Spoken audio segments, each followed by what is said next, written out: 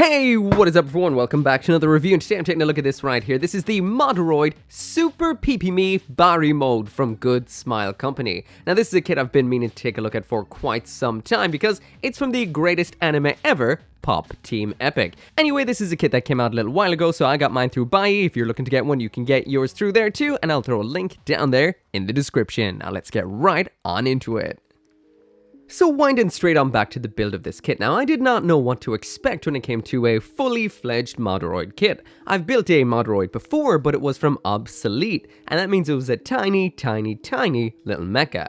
Now this one's a little bit larger. This is somewhere between high grade and master grade when it comes to its height, but the build in general is a little bit simpler than what you'd usually get from Gunpla, but at the same time quite impressive. So when it comes to the contents of this box, we do get quite a bit of plastic. We do have some pre-painted on the runner parts, but as you can see from those stickers right there, there is a lot of this kit that is color inaccurate and you will need to add stickers. Nothing is really all that critical or killer, but it is worth noting if you do want to have these parts without stickers, you will have to bring some paint. When it comes to the individual runners in here, we've got 11 in total, and for the most part we've got a decent amount of color separation. I will also mention that this is a mix of both polystyrene and ABS, so be careful with what paints or what panel liners you may want to use on this kit because the ABS parts don't take too kindly to certain solvents. So as for the runners, we have A in blue. This is polystyrene, and I will mention it does mark quite a little bit when you're nipping it out. Runner B is in grey. This is all ABS, so don't put any solvents on this right here.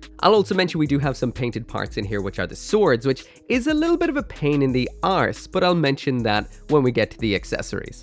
Next up, we have two runners of white, which are Runner D. These are in polystyrene. Runner F are all the yellow parts. Once again, this is polystyrene, so okay for most solvent-based liners. Runner E, once again, these are some white parts in polystyrene. We've got a little included figure of Popuko on this runner, but I will mention this is not color separated, so this is going to have to be painted. It'll also have to be glued for assembly, so bring some cement and whatever paints you need to the table. Runner G is in a kind of metallic red. At first I didn't even notice it was metallic, but it is slightly metallic. Runner C is in ABS once again. This is a bunch of dark gray parts. Runner I, white polystyrene parts, which are the cannons, and then H is a bunch of various different parts which are to do with the articulation and whatnot. This is made out of POM, which I actually don't know what that is, so if you know, drop it down there in the comments, I'd love to know. Finally then, also included in here, we've got two faces which are painted on the runners, that is J and K, so we've got the mecha looking face and the girl looking face.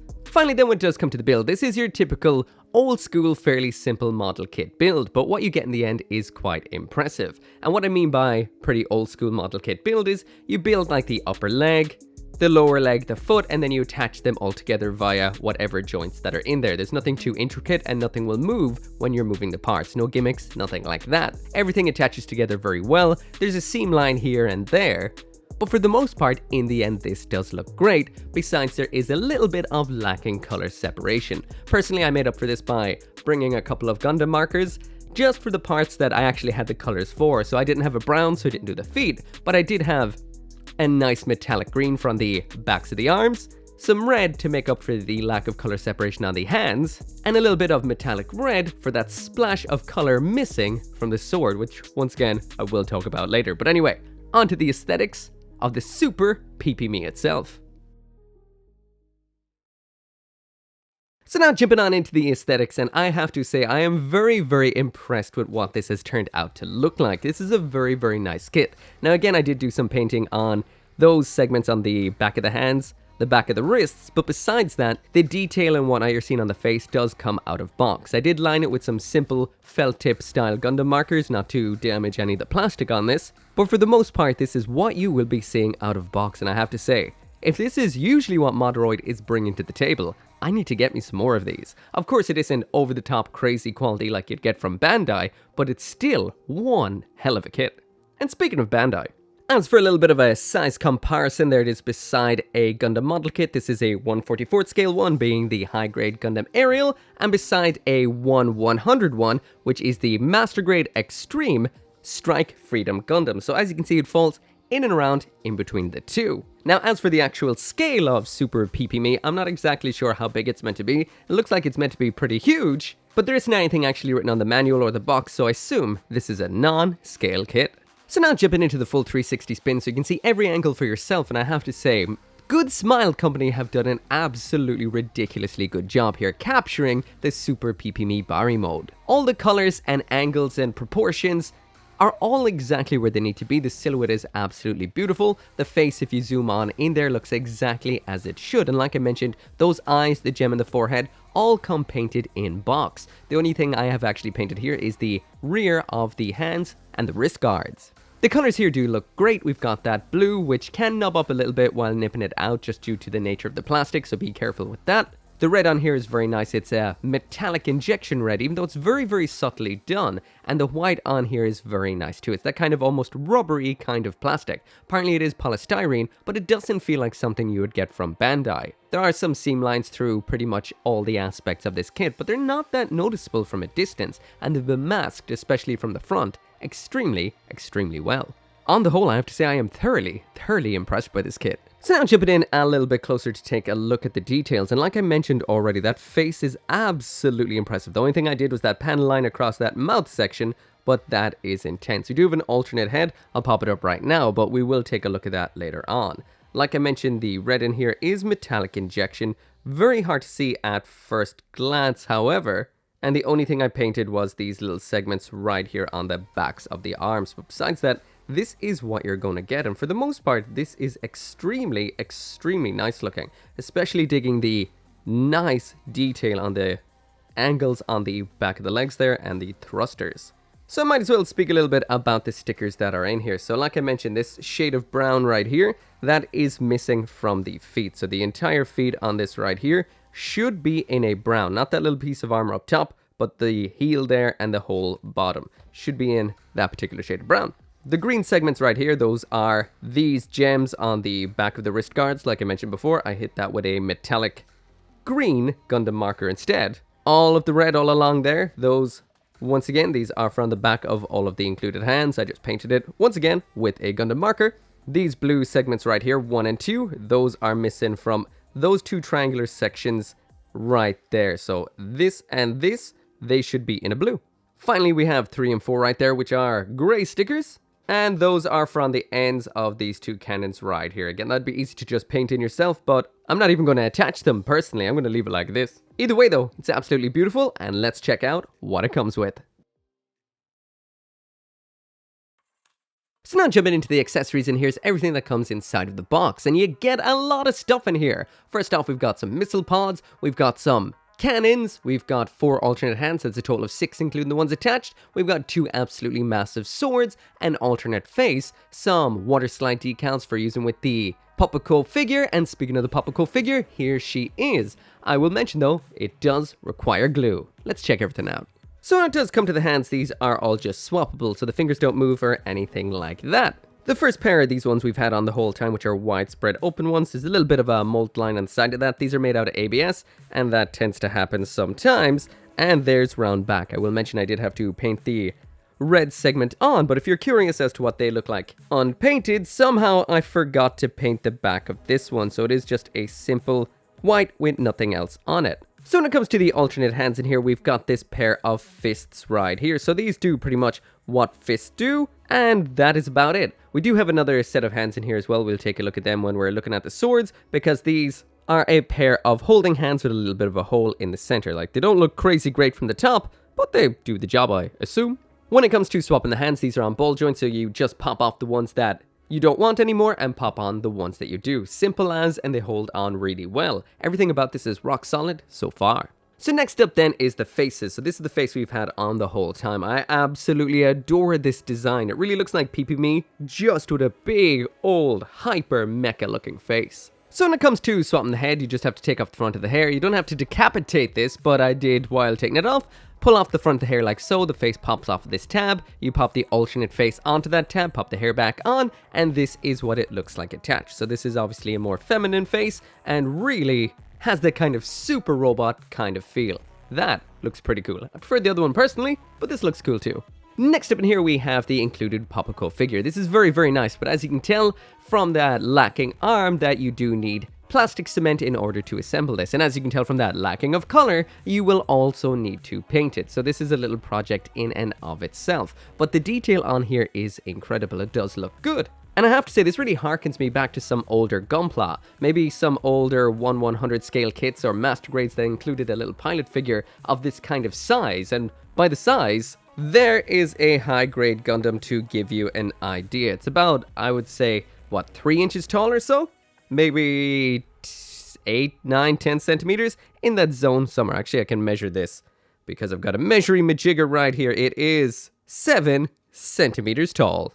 So I think it's about time we got Pipimi here prepped for battle, and we've got 2 variants of this sword included in here. That is the standard normal version, and then there's the completely BARI style one, which is for that typical BARI pose where the sword is doing that sort of thing. And that one is one hell of a long sword. Actually, grabbing that Gundam aerial once again for a size comparison, there it is compared to a Gundam. So the blade itself on this one is the size of a Gundam. This one completely, woo, is huge compared.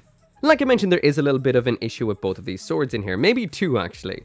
And the first one is the blade in here is painted, which is kind of a cool touch, except for the fact that they decided to put this on the runners with the most obnoxious gates ever. So if you snip this out, it's not enough to just remove the gate. The gate goes all the way onto the side of the blade ever so slightly. So you're going to need to double or triple snip this just to actually clean it up. Now I had to take a blade to it to actually get into some areas like down here. This is a little bit ridiculous, honestly. You're always going to end up with these little bit of notches out of the blade that really do stand out.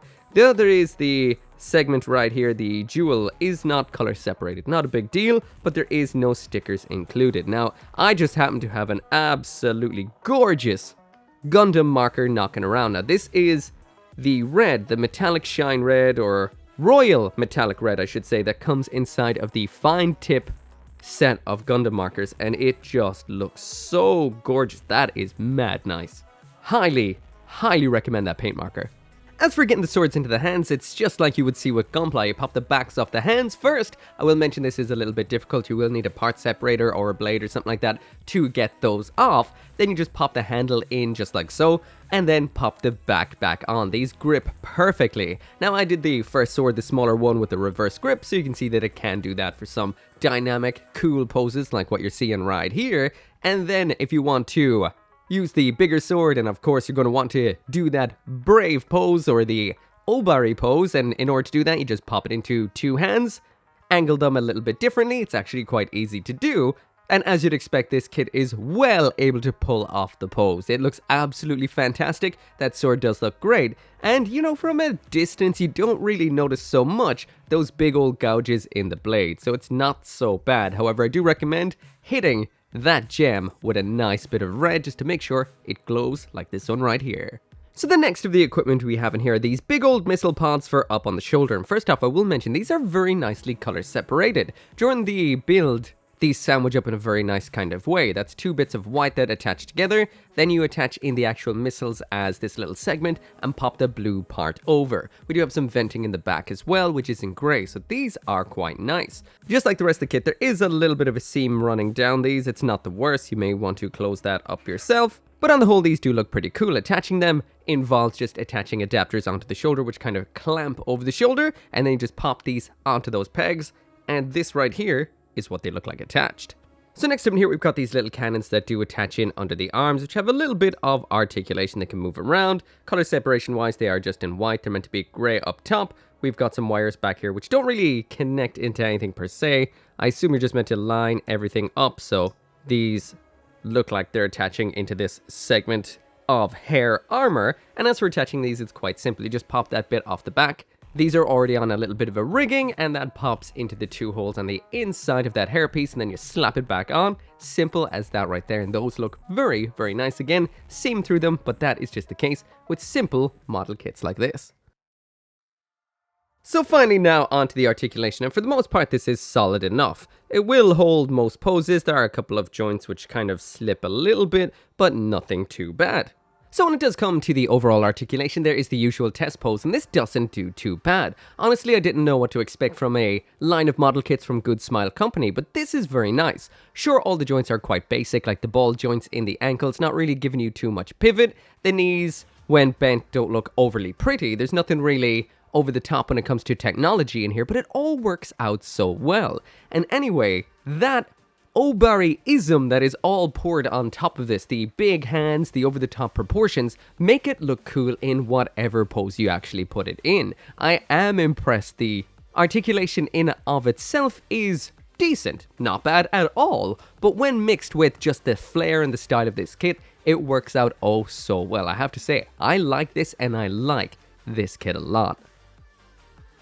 Anyway, that right there is it for the review. So when it comes to model kits that aren't Gunpla, I don't usually rank them, but I will admit, I highly recommend this kit. If you love Pop Team Epic, which you should, if you love BARI's designs, and you just love the clash of both of those titans together, that is this Super Pipimi. I highly recommend going out and grabbing one for yourself. It does require a little bit of extra effort just to paint up some of the details, but if you do that, this thing will look absolutely perfect. The Papaco in here though, that will take quite a bit of effort to get to what you see in the box, but once you do, it will look great with this model kit. Anyway, as usual, this video right here was sponsored by BUYEE, so link down there in the description. Thank you so much for watching. Make sure to come back for more model kit reviews, and I will see you next time.